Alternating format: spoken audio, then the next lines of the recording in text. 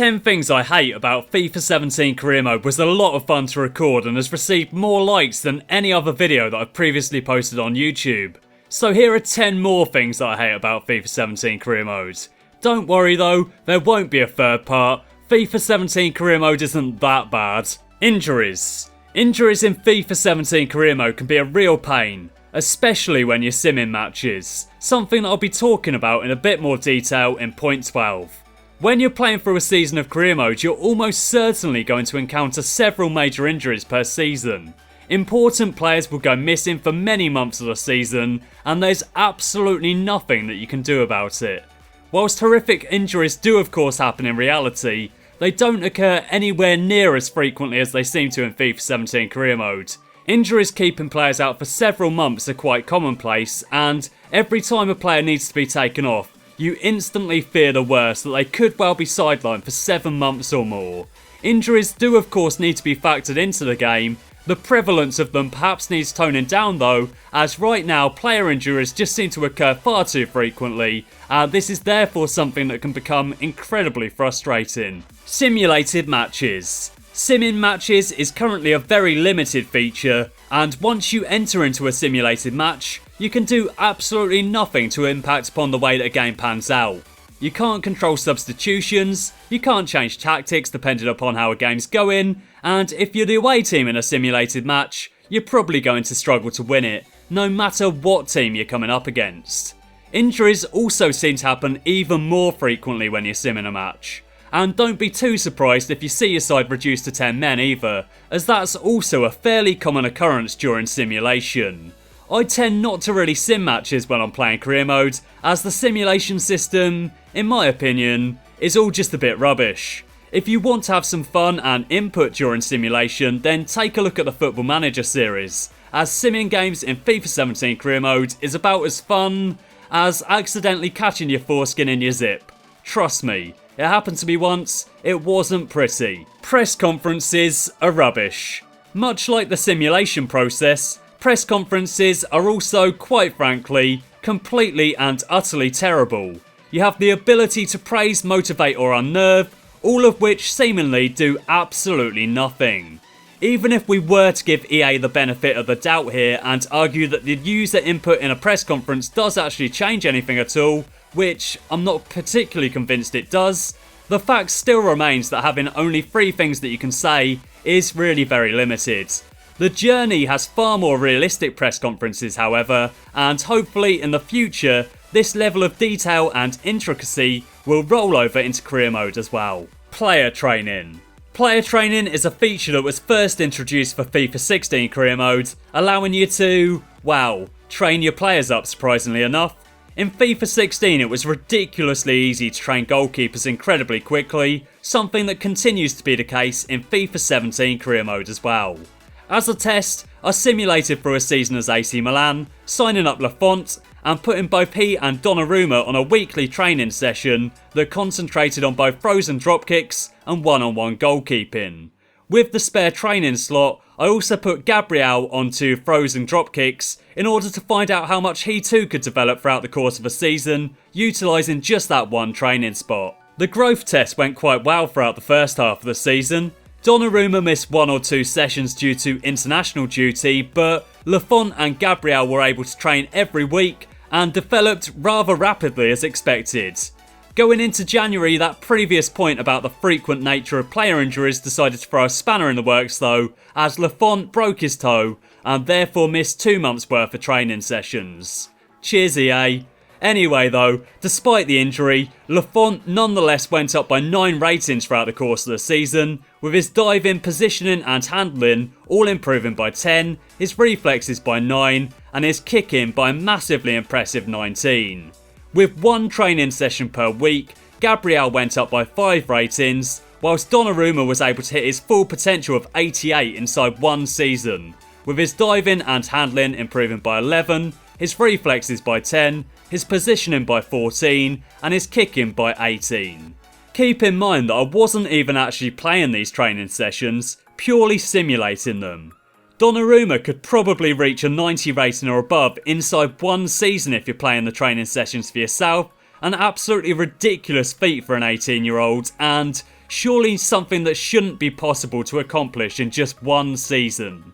Player training can also be quite powerful when training up outfield players as well, but for goalkeepers especially, there surely needs to be some tweaking to the system to stop players from progressing quite so rapidly. League badges on shirts never change. You've been promoted all the way up to the Premier League with Portsmouth, and you can feel the goosebumps rising as the fans chant "Play up Pompey" all around Fratton Park.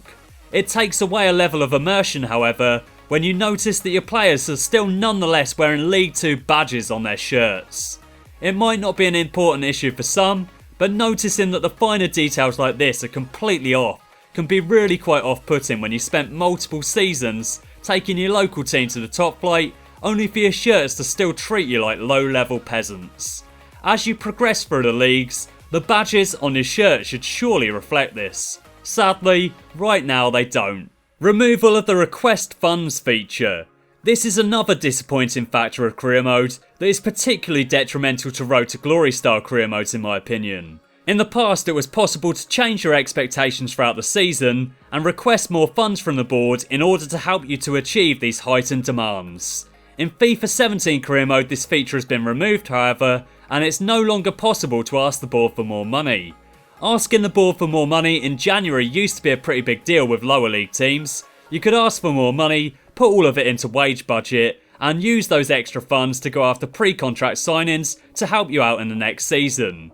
Not much has really changed from FIFA 16 career mode to FIFA 17 career mode, so the fact that this handy feature has been removed is all the more disappointing when coupled with the lack of new content for career mode. It's one thing stagnating and not really offering much in terms of development, but removing useful features at the same time just makes that an even harder pill to swallow. 2-year loans are still broken. 2-year loans were introduced into career mode for FIFA 16, allowing you to sign up promising young players to your team and keep hold of them for 2 campaigns. It's possible to negotiate a future fee when you do this, allowing you to sign the player up on a permanent basis at the end of that 2-year period if the loan move is a successful one. The problem with this, however, is that when you loan a player for 2 seasons, there's a glitch in the game that means that they'll never actually agree to join your club at the end of it.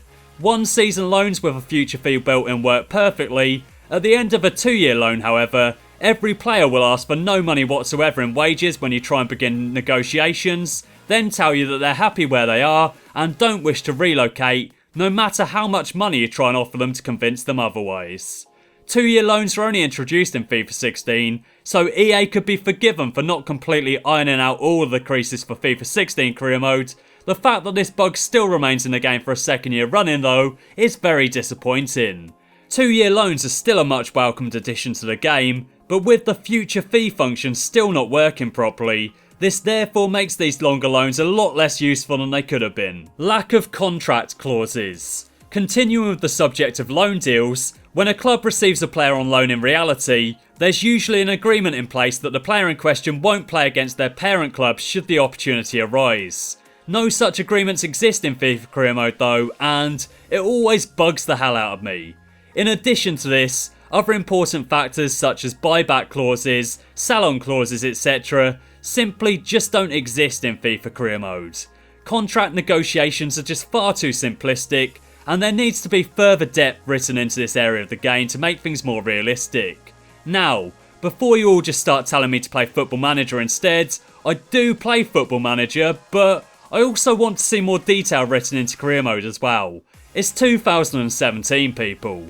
Things should not still be this basic, and I don't think it's unfair to demand more depth from the FIFA career mode experience. Limited youth features. The layout of the youth academy seems to change every year, but beyond this supremely superficial aesthetic alteration, the youth academy remains largely the same as it's been for many years now, and there's no real depth to the setup of the youth system. You hire youth scouts, you send them out to your countries of choice, and they come back with a selection of players that could well hold the key to the future of your football club. At the start of each month, the players in the youth academy are monitored, and some will turn out to be duds, whilst others will continue to show great promise. With each passing month the report becomes more accurate, until you finally arrive at a point where you pretty much know exactly how good a player is going to become in the future. Whilst the player is in the youth academy, the update at the beginning of each month is the only way to monitor a player's progress. What would be an absolutely fantastic addition to the game is if EA added a youth league and squad report system, much like what can be seen with the first team squad.